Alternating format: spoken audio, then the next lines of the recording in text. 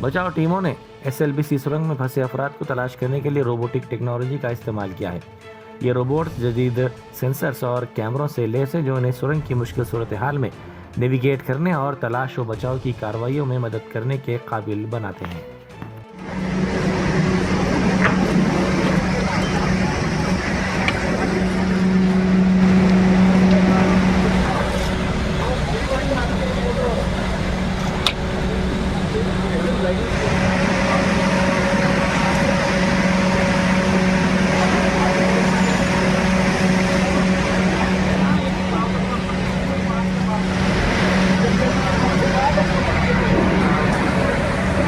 खाने का डब्बा है क्या?